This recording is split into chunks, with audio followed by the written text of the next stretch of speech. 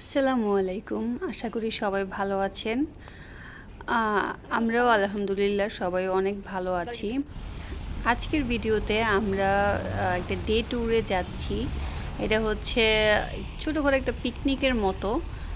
রান্নাবান্না আমরা সবাই মিলেই করব।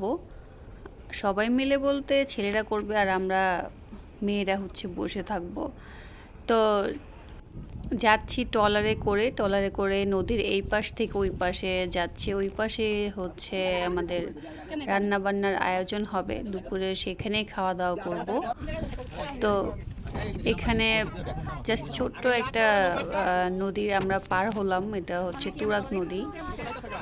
তো পার হওয়ার পরে এই পাশে আমরা আসলাম, পুরোপুরি একদম নীরব জায়গায়, এখানে কোনো মানুষ নেই। আর এখানে অনেক বেশি গাছপালা আছে, যেটা প্রাকৃতিক একটা পরিবেশ। সেটাতে বাচ্চারা যদি এরকম প্রাকৃতিক পরিবেশে আসে তাহলে একদম মনোমুগ্ধকর হয়ে যায়।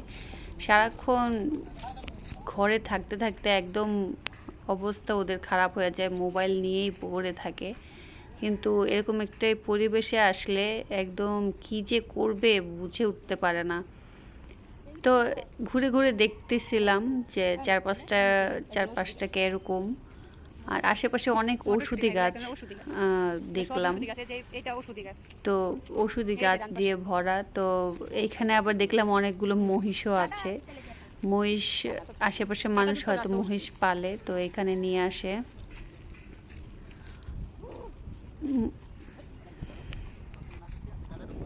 মহিষগুলো দেখতেও মাশাআল্লাহ অনেক বড় বড়। আর এখানে হচ্ছে আমাদের ছোটবেলার কিছু স্মৃতি দেখাচ্ছি। এটা হচ্ছে ছোটবেলায় আমরা যখন বাচ্চারা মিলে খেলাধুলা করতাম, সেখানে এগুলোকে টমেটো হিসেবে ইউজ করতাম রান্নাবান্নার ক্ষেত্রে। আর আমার মেয়েটা আবার একটু ভিডিও করছিলাম, তো তখন একটু দুষ্টুমি করছিল। এখানে রান্না বসানো হয়েছে, ছেলেরাই সব রান্না করছে। রান্নাটা হচ্ছে খাসির মাংস রান্না হয়েছে, আর শুটকির ভর্তা, আর হচ্ছে বালাচাও ছিল। এখানে আমাদের এলাকার কয়েকজন ছোট ভাইয়েরা ছিল, আর আমরা কয়েকজন ছিলাম। আর ওইদিকে খাওয়া দাওয়া শেষ হতে না হতে আমার মেয়ে পাগল হয়ে গেছে, ও খেলা করবে বল দিয়ে। তো আসছে, এরকম খোলামেলা জায়গা তো সহজে পায় না। তো ভাবলাম যে ওকে নিয়ে একটু খেলাধুলা করি। ও আবার বল দিয়ে খেলবে বলছিল।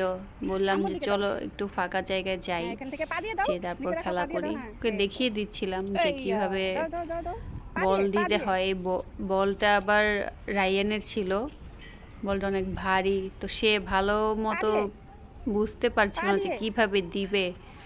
ওর বলগুলো আবার অনেক এত ভারী না, একটু পাতলা টাইপের হয়। তো এখানে খেলাই করছিল জিনাতের সাথে, আমিও খেলছিলাম। আর আজকের দিনটা অনেক বেশি সুন্দর ছিল, আকাশটা অনেক সুন্দর ছিল। ইচ্ছে করছিল যে সারাক্ষণ সেখানেই থাকি। গরম তেমন ছিল না, এখন তো হালকা ঠান্ডা ঠান্ডা আবহাওয়া, তো ভালোই লাগছিল আকাশটা। আর ওইদিকে আমার হাজব্যান্ড তো আমার মেয়েকে নিয়ে পানিতে ডুবোডুবি শুরু করে দিছে।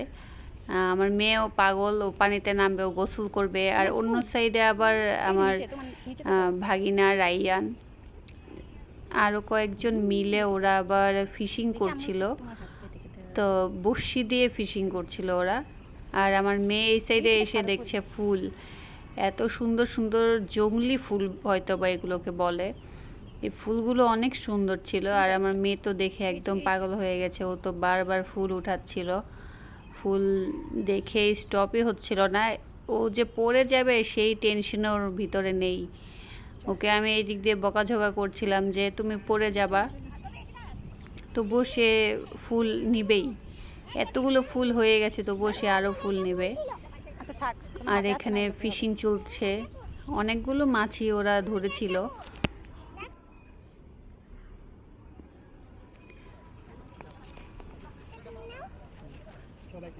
আর এইদিকে আমার মেয়ে আবার ওর বাবার সাথে হাঁটতে হাঁটতে কতগুলো সেই ছোট ছোট টমেটোগুলো নিয়ে আসলো, আর সবাইকেও দিচ্ছিল।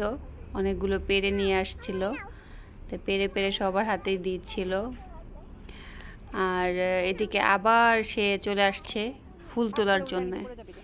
আমারই দেখে অনেক ইচ্ছা হচ্ছিল যে আমি ফুল তুলবো, ফুলগুলো এত সুন্দর ছিল আর ফুলগুলো অনেক বেশি